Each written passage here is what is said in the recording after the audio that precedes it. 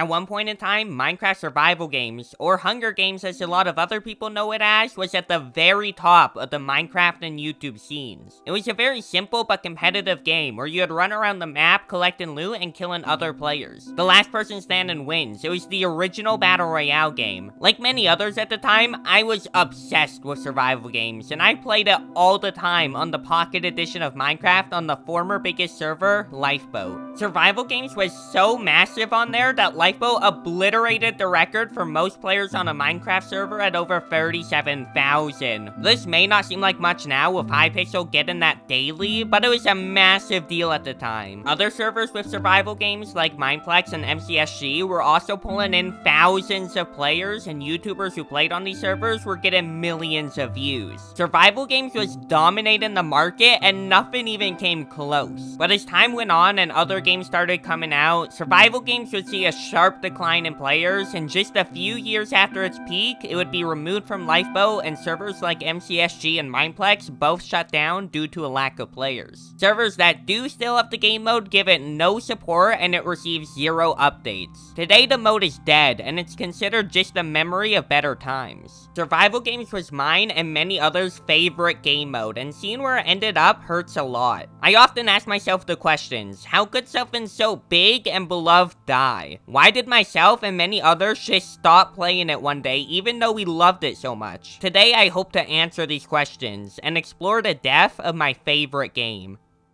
The first survival games map was made by Team Varied in early April of 2012, making it over 11 years old. It was based off of what you would see in the wildly popular Hunger Games movie that had just come out at the time. By today's standards, the map is nothing special, but back then, it was super impressive and game-changing with how big it was and all the little details. It wasn't ran by plugins or commands, but by redstone, where a game master would pull a lever to start the game. There'd be some chest at the middle of the map and a lot more sprinkled around the place. You couldn't mine or place any blocks, so you had to survive off of just what you could find. The first round of survival games was hosted on this map on April 17th of 2012. It was a YouTuber event which consisted of some big names like Captain Sparkles, Ant Venom, Aya's Cupquake, and many more. The first round actually had to be restarted midway through because not all of the pistons were raised at the start. Something I find especially interesting about this event is that there were no shrinking borders or a deathmatch back then, so the final 2 players were pushed towards each other by admins in creative using mobs and lava buckets. Ant Venom ended up getting a crazy snipe on Captain Sparkles, which sent him into some lava, making Ant Venom the very first winner of Minecraft survival games. Despite how primitive this event was and the issues that faced, audiences loved it, and the game mode would skyrocket in popularity not long after. 7-year-old me was one of those viewers that day, and watching Ant Venom's perspective blew my mind. I became obsessed and watched every bit of content I possibly could on YouTube, and I would always beg my parents to buy me Minecraft just so I could play it. A server that would pop up following the success of the event was the previously mentioned MCSG, which stood for Minecraft Survival Games. MCSG pretty much made survival games into what we know it today. It created the tier system with the chests where some, mainly the ones in the middle, would be filled with better loot than the ones scattered around the map. They also made it so all chests would refill after some time had passed. Another thing the server had was the deathmatch, where once too much time passed without the game ending, everyone would be teleported to the center of the map where all of the exits would be closed off and they would fight until there was only 1 player remaining.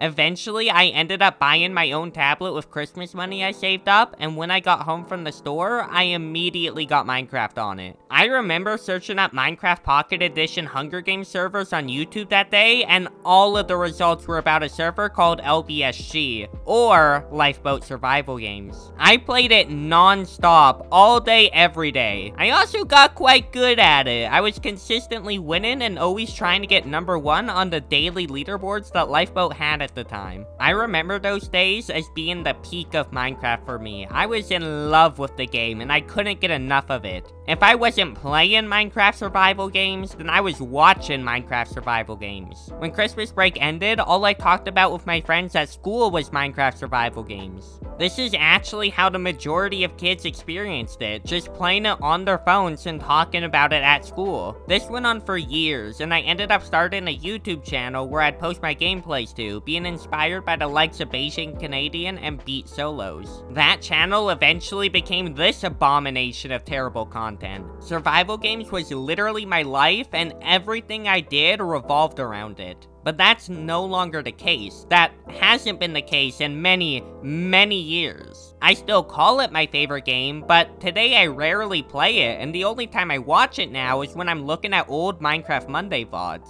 And it's not like I just don't play games anymore, I play way too much Hive Skywars. If I had to really look back, I think my interest for survival games really started to fade when Lifeboat removed their mode. I love the Hive survival games, and I'll always have the opinion that it's arguably the best version of survival games. But it's not quite what I grew up on. The only classic map it has is SG4. The loot pool and mechanics are vastly different. All the secret rooms and traps are gone. The lack of a classic SG for players to go back to is probably what's stopping myself and many other older players from really putting a lot of time and effort into it again. Minecraft minigames as a whole have also just seen a massive downturn in players. Grindy games like Skyblock or just regular survival are far more popular now, and that's what the current generation of Minecraft players are gravitating towards. And the mini-games that do still get players like Bed Wars are just leagues above SG in terms of things you can do, game design, and just much better pacing.